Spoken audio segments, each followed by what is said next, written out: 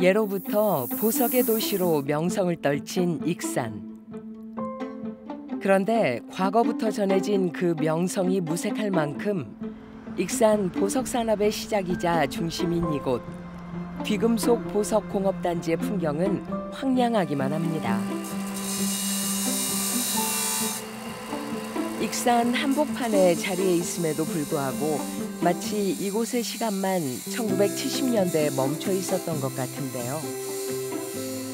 낡고 오래된 이 골목엔 대한민국 보석의 역사를 이끌어온 장인들이 여전히 자리를 지키고 있습니다. 원석 가공만 40여 년. 젊은 날 전 세계의 광산을 누비며 직접 원석을 구해왔던 전서정 씨도 그중 한 사람인데요. 밀려드는 주문량을 맞추기 위해 10여 명의 직원들이 연장 근무까지 하며 밤낮으로 북적였던 작업장을 홀로 지키고 있습니다. 기술적으로 좀 축적되는 게 있으니까 이제 기존 바이어들하고 계속 이제 혼자 할 수 있는 일감은 좀 있어요. 근데 여러 이렇게 대량으로 이렇게 숫자가 되는 수량은 이제 소화하지 못하고. 점심시간이면 수천 명의 근로자가 쏟아져 나와 인산인해를 이루고 공단에서 일하는 근로자들의 월급날이면 익산 시내가 들썩였다는 추억의 이야기만 무성한 이곳.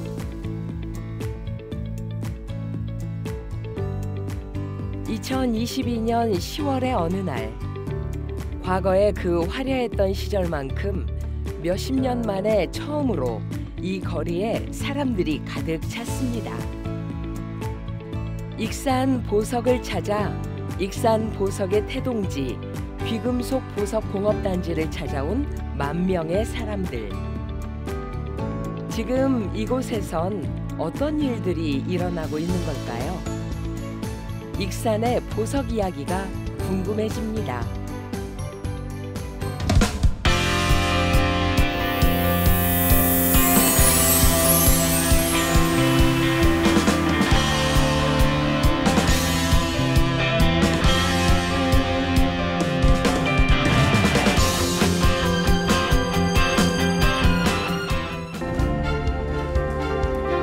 가을의 정취가 한창이던 지난 2022년 10월 14일 익산 귀금속연합회 사무실이 분주합니다. 익산 보석문화산업 활성화를 위한 협약식 및 기탁식이 진행됐기 때문인데요. 협약의 주체인 익산시와 익산귀금속연합회, 익산문화관광재단과 익산주얼팰리스 협의회, 패션산업시험연구원 등 다양한 기관이 자리를 빛냈고 익산 보석산업의 첫 주자였던 1세대를 비롯해 3세대로 지칭되는 젊은 대표들에 이르기까지 보석과 관련된 다양한 업체의 관계자들도 함께했습니다. 보석으로 다시 한번 익산을 바꿔보기 위해 뜻을 모은 다양한 기관과 사람들. 이제는 보석을 하나의 산업으로만 보기보다는 문화로 확산시키기 위한 힘찬 발걸음을 뗀 건데요. 이런 노력과 고민들이 한데 어우러져 준비된 축제가 있습니다.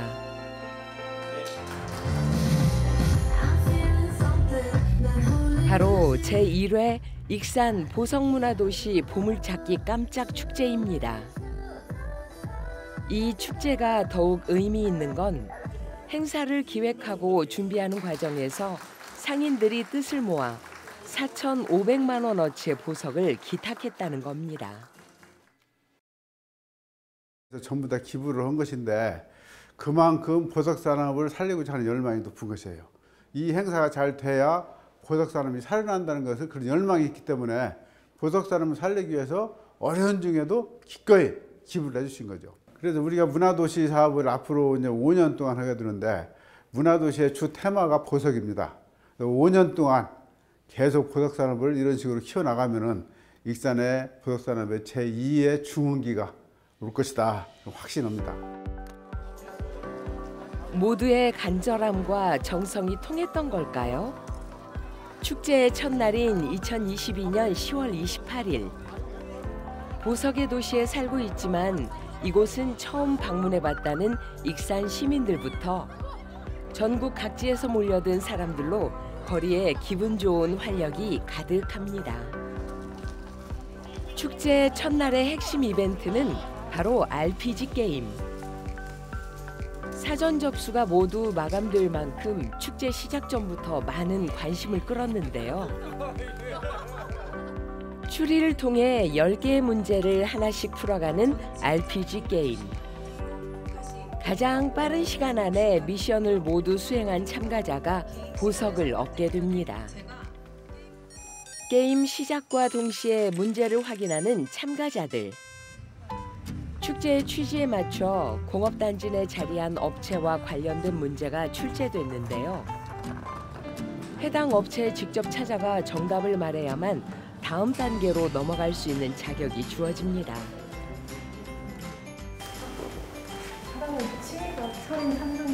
네, 맞아요. 네. 섬세한 보석을 다루는 일을 하는 사장님의 취미는 바로 철인 3종. 참가자들은 힌트로 주어진 그림을 보고 힘들게 답을 맞췄는데요. 우리 손님이 열심히 보고 숫자를 세봐요. 몇 개냐. 천연 원석으로 만들어진 보석 해골의 개수를 세는 미션도 결코 쉽지만은 않았습니다. 오후 2시부터 시작된 게임은 오후 5시까지 이어졌습니다. 그리고 이제 가장 먼저 완벽하게 미션을 수행한 참가자를 선발해 수상할 차례인데요. 역시 보석 축제답게 수상자들에겐 금이 상품으로 수여됐습니다. 상품으로 제공된 금은 모두 6돈. 모두 익산 귀금속 보석 산업단지의 상인들이 기부한 겁니다. 이제 같이 온 친구들이랑 나눠서 갖기로 했어요. 네. 같이 하셨던 거예요? 아니요, 개인 플레이 하긴 했는데 그래도 같이 와줬으니까 같이 한 돈씩 나누려고요. 축제 둘째 날인 10월 29일. 전날보다 훨씬 많은 인파가 아침부터 모여들었습니다. 이번 보석 축제의 핵심이라 할 수 있는 숨겨진 다이아를 찾아라 게임 때문인데요. 사전 접수를 하지 못한 이들이 선착순으로 마감되는 현장 접수를 하기 위해 아침 일찍부터 서둘러 축제장을 찾은 겁니다. 오늘 1등으로 접수하셨는데 혹시 아침에 몇 시에 오셨어요? 아침에 8시에 왔어요. 오늘 어떻게 참가하시게 된 동기가 있으세요? 회사 형이 알려주셔가지고 그래서 듣고 저도 다이아 한번 타고 싶어가지고 왔습니다. 혹시 사전 접수는 도전 안 하셨어요? 네, 사전 접수를 아예 몰랐어가지고 그래서 여기 와서 직접 해야겠다 했는데 1000명 딱 한정돼 있더라고요. 그래갖고 이 정도면 전날부터 와서 기다리는 사람도 있지 않을까 싶어가지고 일찍 왔는데 오늘 1등으로 접수하셨는데 어떻게 다이아 주인공 되실 수 있어요? 무조건 가능한다는 생각으로 왔습니다. 보물찾기에 참여한 참가자들은 쪽지에 적힌 숫자만큼 코인을 확보할 수 있는데요. 다 날려가지고. 다 날렸어요? 네. 그래서 이거는 가지고 있으려고요. 이거 가지고 또 부풀려는 거 아니에요? 모으려고요. 가서 모으려고? 네네. 그럼 이게 지금 이것만 갖고 지금 몇 장이에요? 이거 한 13장이 있던 것 같아요. 꽝이네. 네. 20장 모으면 또 하나 줘요? 가서 뽑기 할 수 있으니까 가지고 있어요. 이벤트가 이렇게 많지 않으니까 참여하는 데 의의를 두고 재밌네요. 참가자들이 하나라도 더 확보하기 위해 애쓴 코인.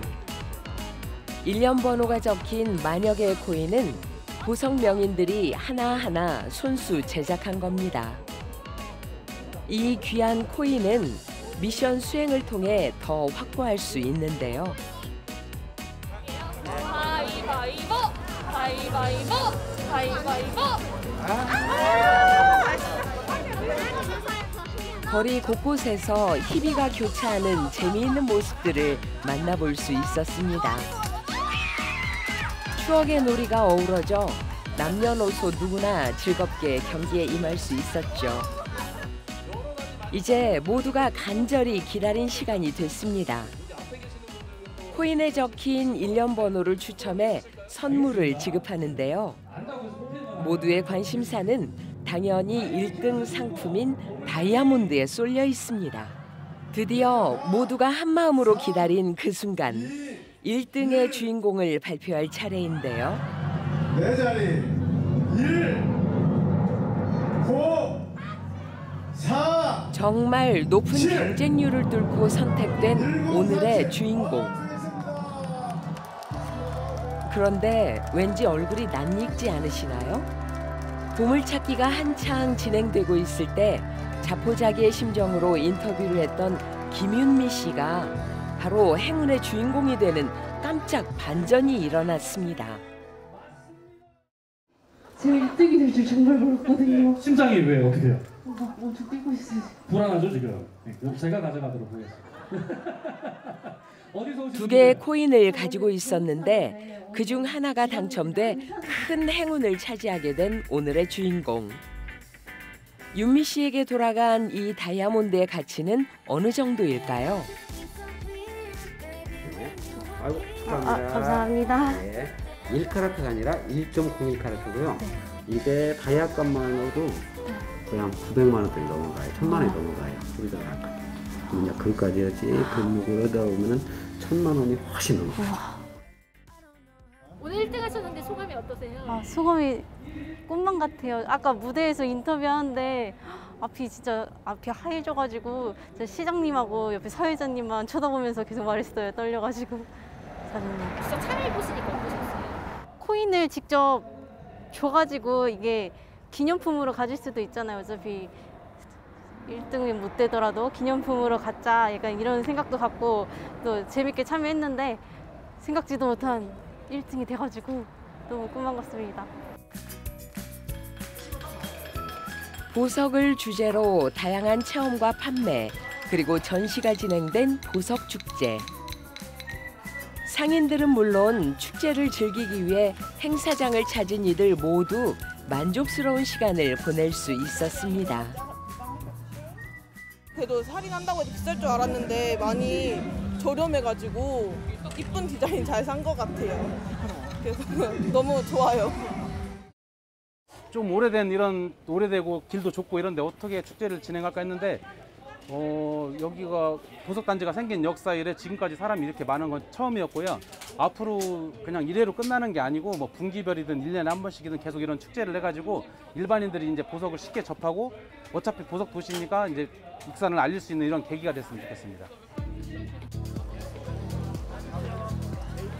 적어도 축제에 직접 참여한 만여 명의 시민들에게 익산이 여전히 보석의 도시로 건재함을 알리는 데 큰 역할을 하며 제1회 보석축제는 성황리에 마무리됐습니다.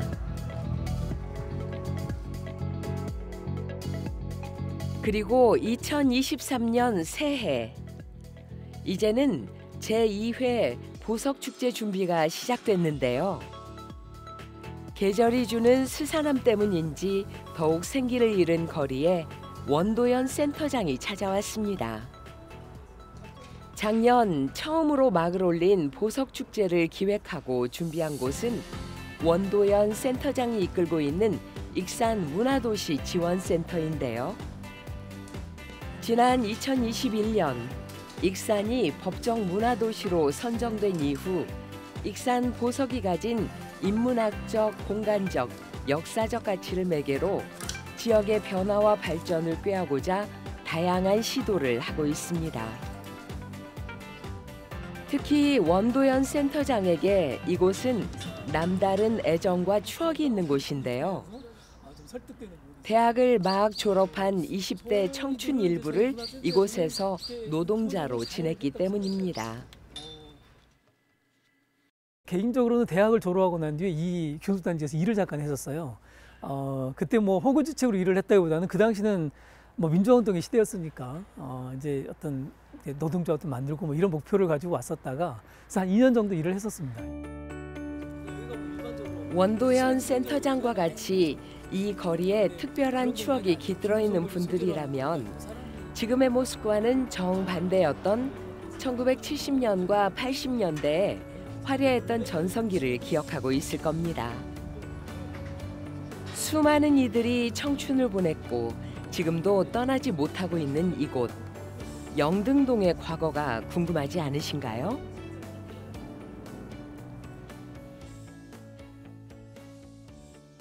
여기는 전라북도 부임 당시 근대화와 산업화를 국가재건 최고의 목표로 삼은 박정희 대통령. 이곳을 시찰한 자리에서 수출을 통한 외화벌이로 국가 산업을 발전시키겠다는 목표 실현을 위해 마산에 이어 1위의 수출 자유지역 조성을 지시합니다. 그리고 1975년 1위의 구체적인 역할이 주어집니다. 그것은 바로 귀금속 보석단지 조성인데요. 귀금속 산업이 유망한 수출 산업이라는 확신 때문이었습니다.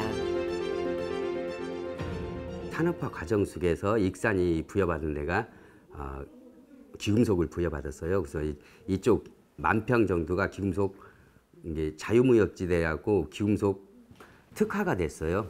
그래갖고 이쪽을 안으로 원석을 외국에서, 우리나라는 원석이 나오는 게 별로 없거든요. 외국에서 수입해서 원석이 들어오는 것을 갖다가 여기서 가공, 그러면은 가공해서 외국으로 다시 한다, 나간다는 조건으로 보세구역이 설정돼서 외국에 있는 원석 수입은 다 익산 여기서밖에 안 됐어요. 그 당시에는.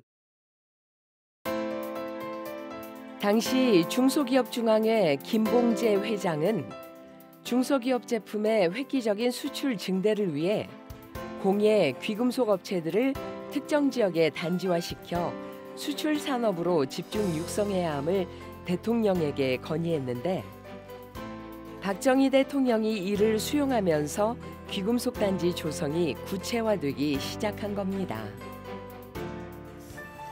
그렇게 1976년 준공을 시작한 1위 보석 가공 단지. 준공 당시 42개의 업체들이 이곳에 입주를 했고 1위의 귀금속 보석 산업의 역사가 시작됐습니다. 정부는 유망한 수출 산업이지만 그동안 너무 영세했던 업체들의 성장을 적극적으로 도왔는데요. 당시 54개로 늘어난 입주업체들의 원석 수입자금 융자 지원까지 정부가 돕게 되면서 1위 보석 가공단지의 수출 실적은 1976년 73억 원에서 1985년 230억 원으로 증가했고 1987년엔 551억 원을 달성하는 기염을 보였습니다. 1980년대 중반 최고의 전성기를 누린 익산 귀금속 보석단지. 자연히 업종 관계자 수도 크게 늘어 1976년 당시 610명에서 1989년 3,033명으로 증가했는데요. 정부가 1987년 보석 제2공단을 조성하면서 그 규모가 더욱 커진 겁니다. 한때 익산을 전국에서 손꼽히는 부자 동네로 이끌었던 귀금속 산업단지.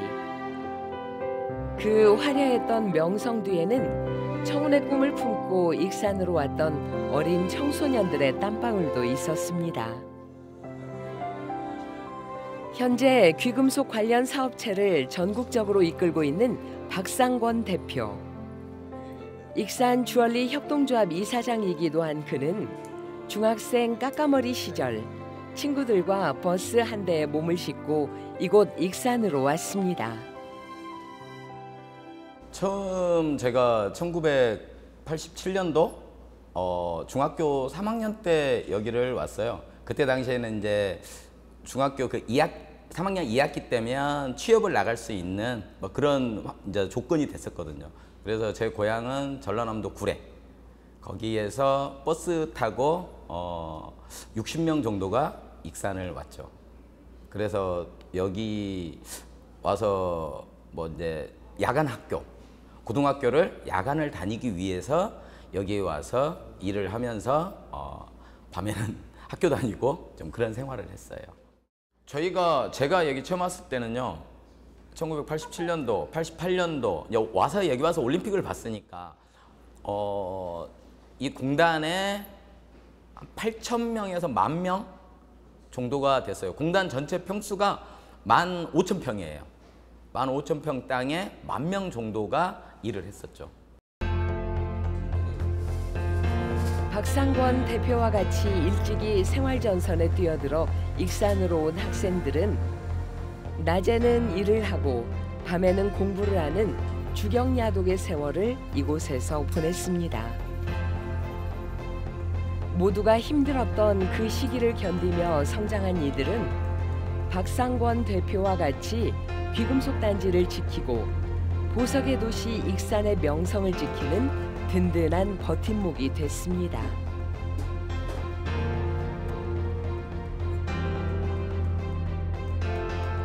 (1980년대) 당시 익산 귀금속 보석 산업단지에서 가장 유명했던 품목은 다이아몬드 유사석인 큐빅 지르코니아. 당시 큐빅 지르코니아는 값이 비싼 다이아몬드의 대체석으로 각광받은 품목이었습니다.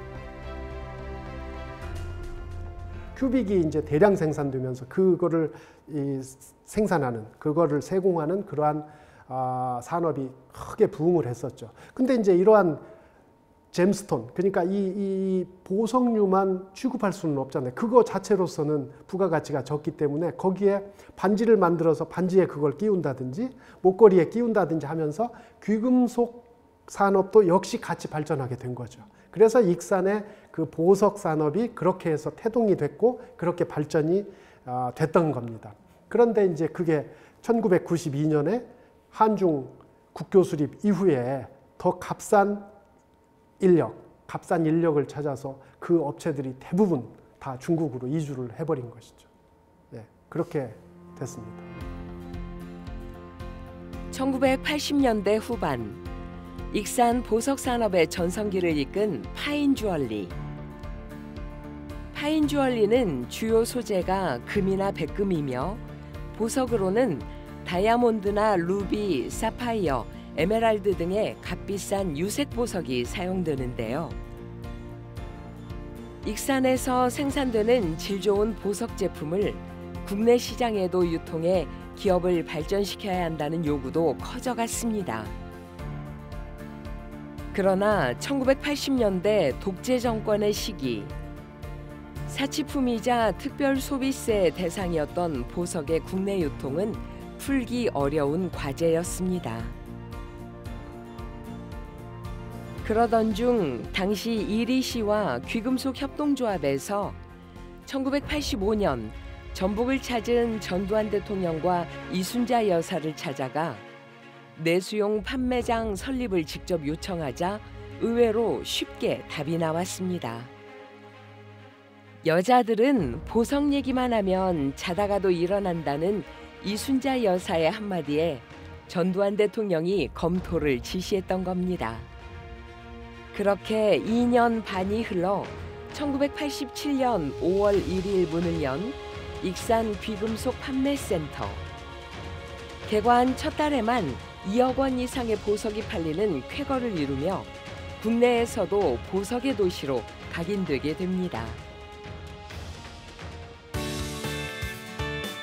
이름은 바뀌었지만 오늘날까지도 그 명맥이 이어지며 익산을 찾은 이들에게 필수 관광 요소가 된 익산 귀금속 판매센터. 다양한 귀금속을 한 곳에서 만나볼 수 있다는 이 점 때문에 사시사철 지역민들을 비롯해 많은 손님들이 찾아오고 있습니다. 오늘은 또 유난히 이제 축제를 한다고 하니까 이제 행사도 있고 해서 이제 더 이제 다양하게 이제 구경할 수 있는 게 많으니까 두루두루 이제 둘러보러 왔는데 사람도 많고 이제 보석도 많으니까 구경거리가 많아서 좋네요. 네. 직접 구입도 해보셨는데 어떻게 다른 데보다 가격적인 면이나 디자인적인 면이나 네. 다른 점들이 있는지? 일단은 구매 폭이 일단 넓으니까 구경할 수 있는 이제 매장도 많고 그다음에 합리적인 이제 가격대가 이제 잘 조성이 되어 있다 보니까 그런 것도 좋았고 근데 또 소비자가 이제 선택을 이게 다 밀집이 되어 있다 보니까 소비자가 이제 이렇게 옆집 이제 구경하면서 선택할 수 있는 폭도 넓고 또 이제 이제 디자인이 워낙에 이제 이렇게 다양해요. 그래서 이제 구경하는 재미도 있고. 제가 졸업반이어서 이제 어머니께서 선물로 이제 귀걸이 사주신다 해서 같이 따라왔어요. 엄마가 귀금속에 선물해 주시니까 어떠세요? 일단은 기분이 매우 좋고요. 예쁜 보석들 보고 갈 수 있어서 되게 기분이 좋아지는 것 같아요. 오늘이 마지막 행사라 선물도 해주고 싶고 졸업 선물도 해주고 싶어가지고 겸사겸사 구경도 할 겸 선물도 해줄 겸 찾아왔습니다. 1층에선 천연 보석과 금이 판매되고 2층에선 액세서리와 은제품들이 판매되기 때문에 취향과 목적에 맞는 다양한 상품 구매가 가능한데요. 보석도시 익산을 대표하는 곳인 만큼 철저한 관리와 발전적인 방향 논의도 계속 이루어지고 있습니다. 저희가 주얼 팰리스가 오픈한 지는 약 12년이 되었고요. 그리고 연 찾아오시는 분들은 너무나 많아서 숫자를 가늠할 수 없을 정도입니다. 특히 주말에 많이 왕래하고 계시고요. 이 산업은 겉은 화려하지만 실질적으로는 노동 집약형 산업이에요. 그렇기 때문에 저희가 70년 중반에 익산에 수출 자유지역 익산 귀금속 단지가 생겼고 80년대, 90년대 그때까지는 아주 호황이었죠. 근데 우리 문화나 생활 수준이 높아가면서 이런 것들이 중국, 인도, 베트남으로 다 빠져나가게 됐습니다. 이것은 어쩔 수 없는 세계 경기의 모습이고 우리가 이제 보다 더 발전하려면 어떤 노동 집약형보다는 어떤 디자인 개발과 유명 메이커, 외국에 말씀 안 드려도 아는 그런 만큼의 명성을 띨 수 있는 그런 디자인들을 개발을 하는데 많이 노력을 해야 된다고 생각을 합니다. 화려한 면모만 보이는 익산 보석 산업의 역사. 그러나 그 속내를 좀 더 들여다보면 사실 그 전성기는 길지 못했습니다. 큐빅 시장이 동남아와 중국으로 이동하면서 익산에 머물던 고급 인력들도 해외로 거처를 옮기게 됩니다. 여기에 정부가 1991년 보석 수입 전면 자유화를 허용하면서 이리 귀금속 보석 산업은 큰 치명타를 입게 됩니다. 결정적인 원인은 보세 구역이 풀리면서부터 떨어지고 그 다음에 이제 중국으로 갔죠. 이게 인가공 사업이라고 해서 인건비 낮춘다고 중국으로 막 그때 그냥 여기 있는 공장들이 많이 넘어가면서 그때부터 90년도부터 조금씩 내리막길을 탔었죠. 지금은 익산 산단을 지키고 있지만 한국 시장의 상황이 어려워지자 중국에 진출해 그곳에서 사업체를 이끌어왔습니다. 당시 중국 칭다오시는 공장 부지를 저렴하게 제공할 뿐만 아니라 세금 감면 혜택도 주면서 보석 명인들의 이주를 적극적으로 지원했는데요. 그때는 인건비 상승이나 그 폐수 문제로 인해서 한국에서 사업하기가 굉장히 어려웠어요. 그래가지고 인건비도 싸고 중국은 인건비도 싸고 또 폐수 문제도 아무런 문제가 없고 그래가지고 너도 나도 갔죠. 그러다 보니까 중국에서 익산 분들하고 귀금속을 하는 데가 종로에서 맷집이 안 갔고 익산 분들은 많이 오셨었어요. 설상가상 원자재 가격 상승으로 보석 수입에 어려움이 따르고 고급 세공 기술자마저 해외로 떠나면서 보석 산업의 위기를 맞은 익산. 익산시가 모색한 새로운 전환점은 바로 보석 산업과 관광 산업의 연계였습니다. 그렇게 계획된 첫 번째 프로젝트가 바로 익산 보석박물관 설립이었습니다. 여기에 한 걸음 더 나아가 귀금속 보석 산업 클러스터 계획을 발표한 익산시. 귀금속 보석 전시 판매센터와 보석 가공단지 2개의 영역을 구상했는데요. 영등동 귀금속 단지를 지킨 업체들의 반발이 있었지만 시는 익산 왕궁에 그 계획을 실현시켰습니다. 지금의 익산 주얼 팰리스가 왕궁에 자리하게 된 것도 이 때문입니다. 그리고 여기에 하나 더. 익산은 도와 함께 유턴 기업에 대한 대대적인 지원을 약속하며 익산 3기와 낭산 일대에 주얼리 전용 단지를 조성하고 국내를 떠났던 기업들이 다시 돌아올 방안을 강구했는데요. 지원이면은 이제 2차 보존해 주는 게 있고요. 그다음에 주얼리 쇼에 나가게끔 지원해 주는 거 있고, 그다음에 그 인건비 보조해 주는 거, 그다음에 여기 있는 기업들한테 이제 법인세 감면, 그다음에 땅을 사는 데나 그 기계를 샀을 때 보조해 주는 게 있습니다. 시의 지원을 받아 익산에 자리 잡은 이후 체인을 주 품목으로 자체 디자인으로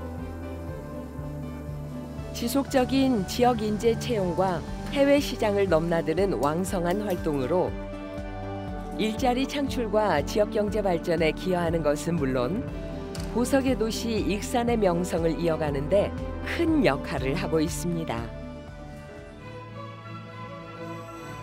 변함없이 익산을 지켜온 이들도 다시 익산으로 돌아온 이들도 한결같이 바라는 건 바로 익산 귀금속 산업이 1980년대와 90년대 초에 화려한 명성을 되찾는 일인데요.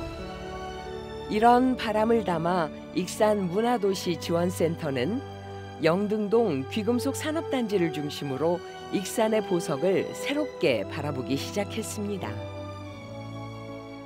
예를 들면 청주는 기록, 뭐 이제 이 부평 같은 경우는 음악, 그리고 뭐 전북 완주 같은 경우는 공동체, 이런 이제 주제들이 이제 있는데 저희는 이제 보석이라고 주제를 잡은 겁니다. 그래서 보석 문화도시라고 이야기하니까 사람들이 보석과 문화도시가 어떻게 관련되지? 이런 이제 고민들도 있고 이제 그런 이제 있는데 저희는 어쨌든 좀 보석이라는 익산이라는 지역의 특성에 맞게 보석 문화도시라는 이 목표를 두고 그렇게 해서 저희 비전이 사람이 보석이 되는 살고 싶은 문화도시 익산 이렇게 되어 있습니다.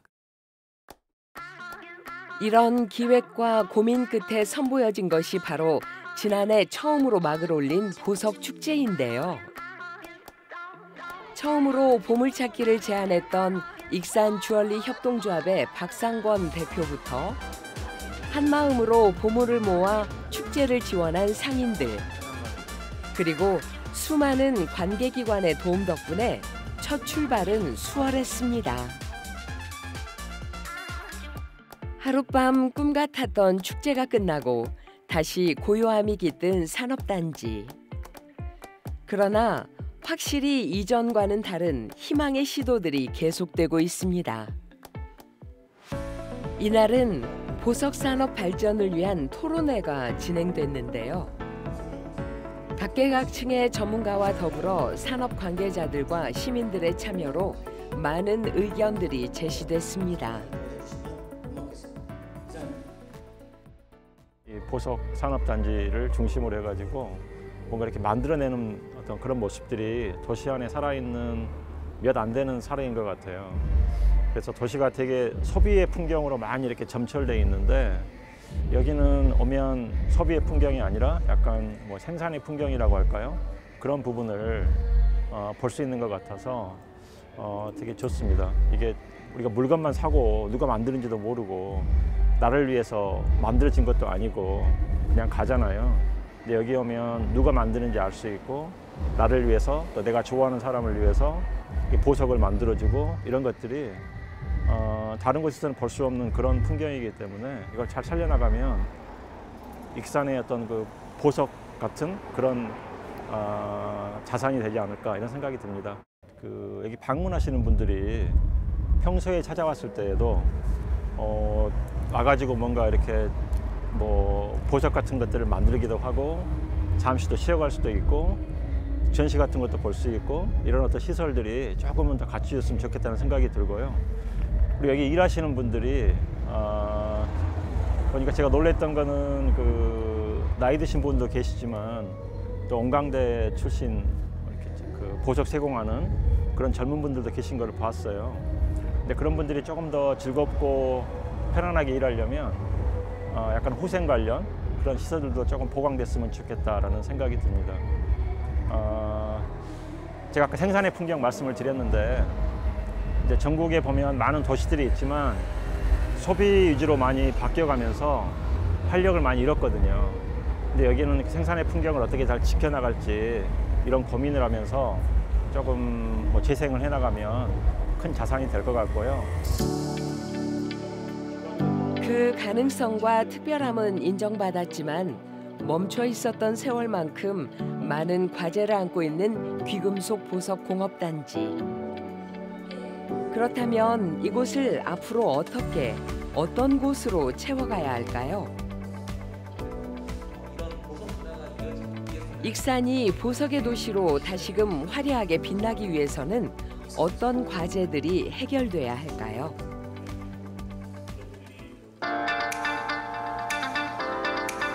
그 답을 찾기 위해 찾은 곳은 바로 성수동에 자리한 수제화 거리입니다.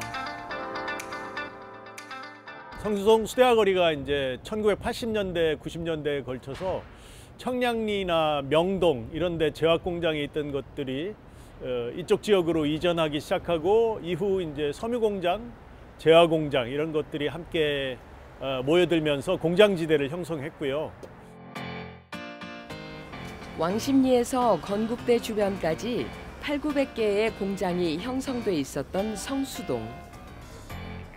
지금은 그 숫자가 많이 줄어 3,400개 정도의 공장이 남아있지만 도심 속 소공업지대로 여전히 그 모습이 유지되고 있습니다.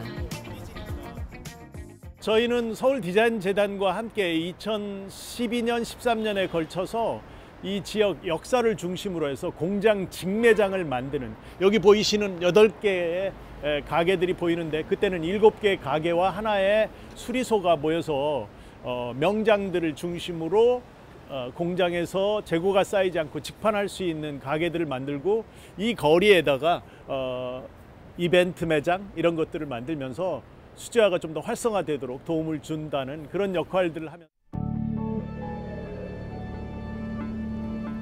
공장지대였기에 저녁 6시만 되면 불이 꺼졌던 이 일대는 성수동 수제화 거리 조성으로 인해 외관이 변화되기 시작했고 창의적인 이벤트 샵이나 라이프 스타일의 샵들이 모여들면서 도시의 풍경을 바꿔놓았습니다. 수제화 가죽의 클러스터라 불리는 이곳 성수동은 구두 한 켤레를 만드는 데 필요한 모든 작업이 이루어질 수 있는 국내 유일의 공간이라는 자부심이 있습니다. 디자인부터 가죽 성형 등 모든 가공 과정들이 하루 만에 이루어질 수 있는 경쟁력을 가진 곳인데요.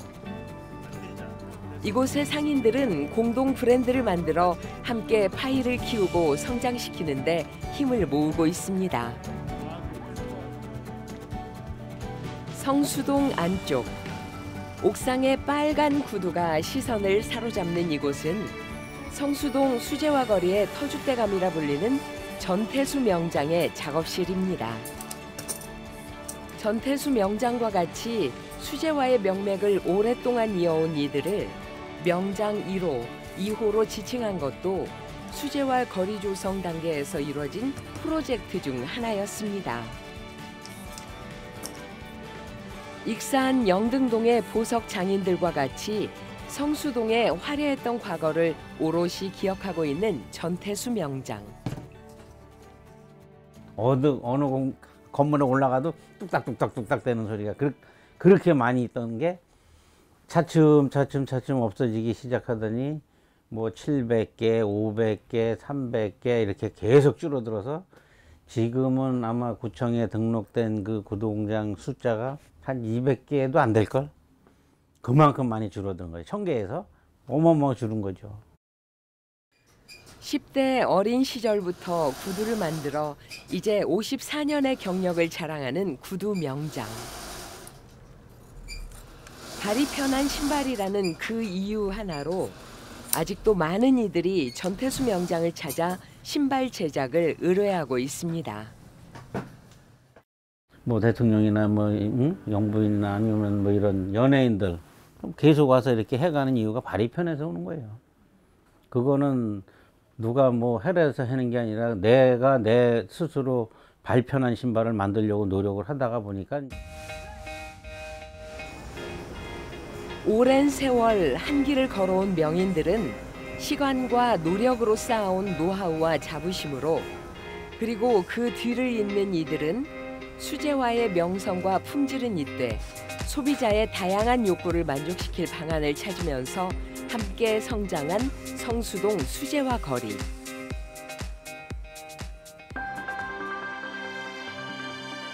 이제 익산으로 돌아와 남은 과제들을 생각해 봅니다. 노동 집약적인 단순 가공 산업으로 제조업의 범위에 머물렀던 익산이 이제는 새로운 방향의 산업을 고민하고 있는데요.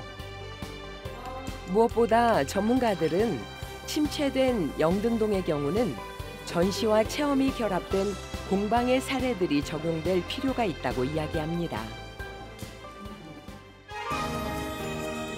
물론 그동안 익산에도 시대에 맞는 다양한 변화들이 추구돼 왔습니다.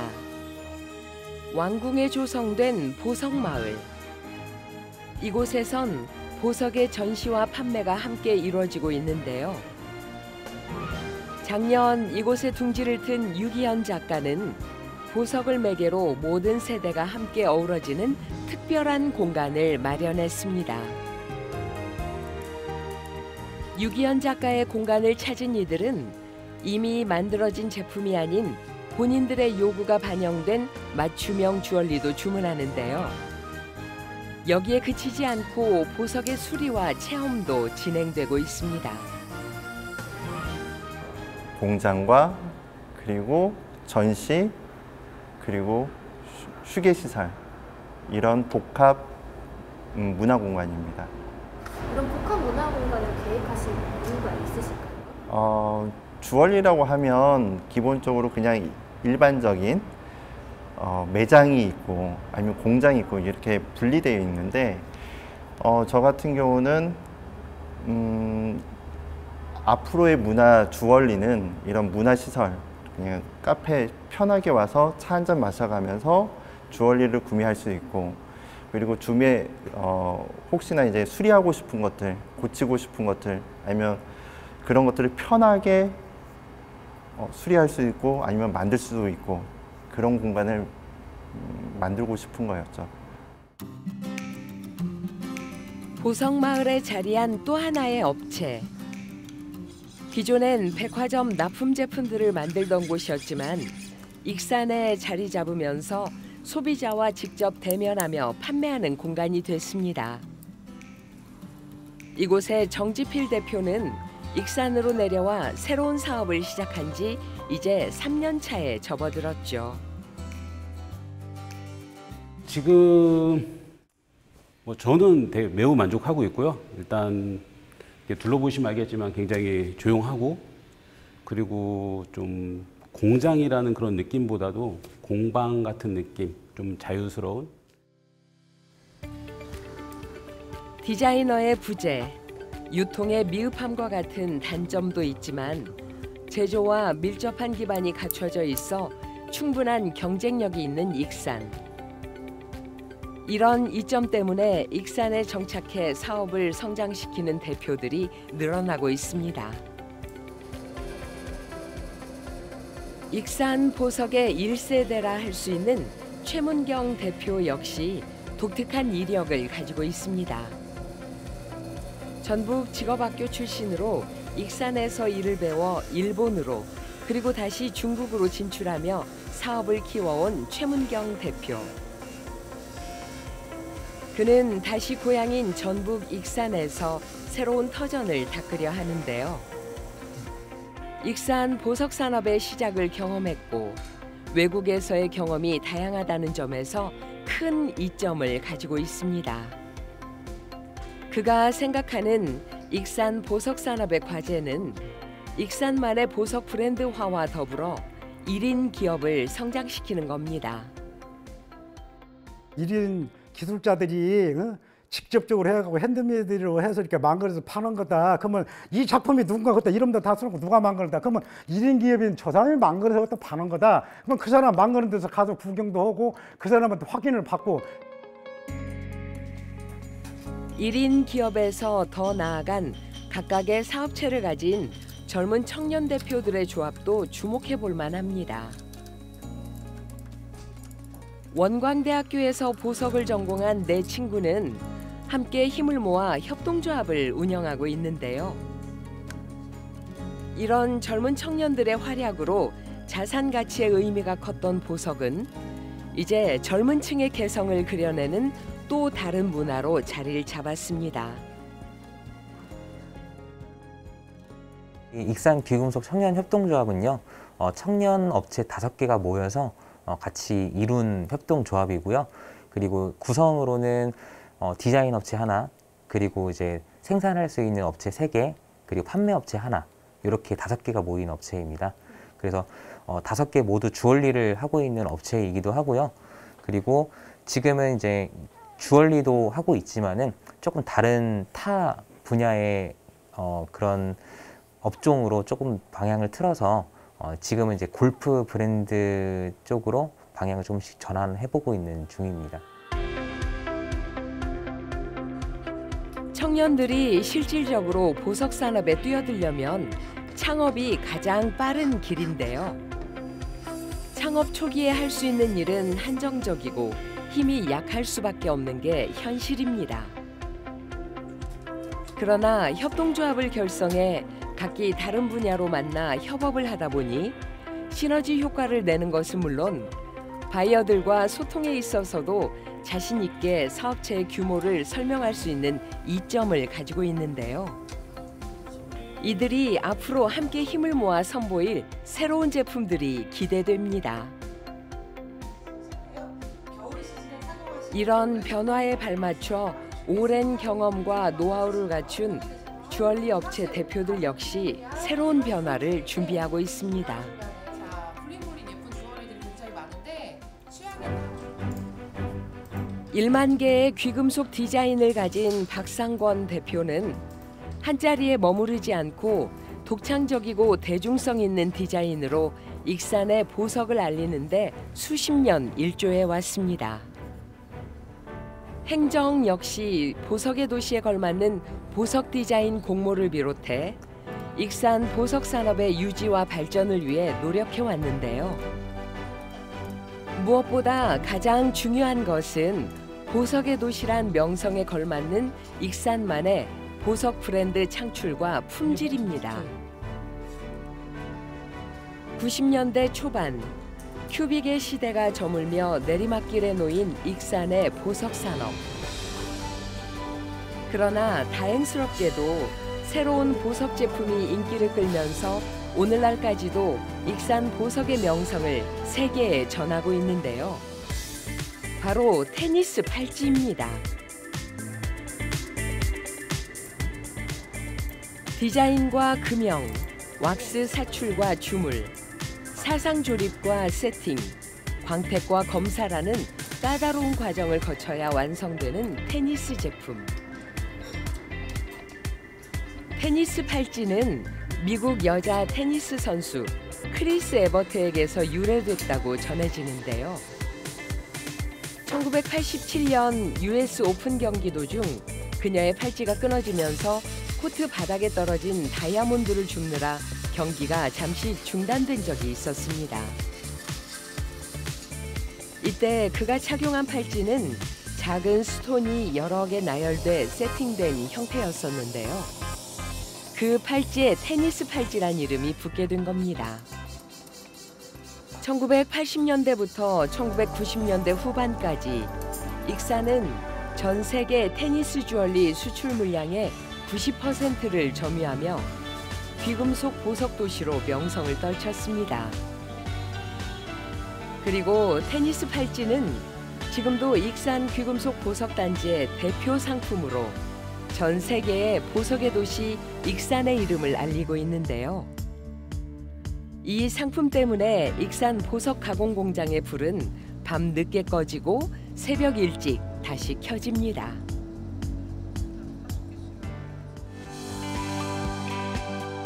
이런 파인 주얼리와 더불어 익산에선 시대가 요구하는 제품들이 다양하게 생산되는데요. 이곳 익산 패션 주얼리 공동 연구개발센터에선 파인 주얼리에 비해 상대적으로 저렴한 패션 주얼리에 대한 연구와 제품 생산이 활발하게 이루어지고 있습니다. 순금이나 또는 18K, 14K 우리가 통칭 얘기하는 그런 것들은 그거 그냥 세공해서 모양 만들어 가지고 그 목걸이를 만들거나 반지를 만들면 그걸로 끝이잖아요. 그런 것들. 특히 이제 그 파인 주얼리는 혼수 예물 쪽이 많습니다. 다이아몬드가 거기 박힌 뭐 반지라든지 뭐 목걸이라든지 이런 것들을 총칭해서 우리가 파인 주얼리다 이렇게 얘기를 합니다. 그리고 이제 패션 주얼리는 뭐냐면은 파인 주얼리는 그 자체가 값이 너무 비싸기 때문에 일반인들이 쉽게 접근을 하기가 어렵거든요. 그래서 자, 그러면 그와 비슷한 분위기를 내기 위해서 어떻게 할까? 값싼 재료를 가지고 일단 그 모양을 만든 이후에 그 위에다가 금도금을 하거나 또는 백금도금을 하거나 핑크골드 도금을 해서 아까 파인 주얼리와 같은 느낌을 가지도록 그렇게 만들어 놓은 제품을 패션 주얼리라고 부릅니다. 패션 주얼리의 성패를 가를 가장 중요한 과제는 바로 도금. 오랫동안 사용해도 색이 잘 변하지 않는 품질 좋은 제품을 생산하는 게 가장 큰 과제입니다. 현재 도금 품질이 너무 낮아요. 그래서 그거를 올려야 된다. 그 다음에 그게 빨리 변색이 되지 않도록 그런 어떤 코팅이라든지 이런 기술 개발이 이루어져야 된다. 이런 이제 말씀을 드리고 싶고요. 두 번째로는 저희도 그 명품 브랜드화를 해야 되겠죠. 시대가 원하는 제품을 최상의 상태로 만드는 새로운 과제를 수행 중인 익산. 대한민국 보석의 역사를 써내려온 익산은 지금도 변함없이 우리나라 보석 산업의 기틀을 다지며 품질로 인정받기 위한 노력을 아끼지 않고 있습니다. 지난해 보석 축제를 통해 지난 노력들이 가져온 희망을 만나볼 수 있었는데요. 이미 기술력에선 그 가치와 능력을 충분히 인정받았던 익산 보석 산업. 이젠 지난 몇십 년의 노하우와 노력들이 문화로 이어져 보석의 도시 익산을 다시금 빛낼 날을 기다려봅니다.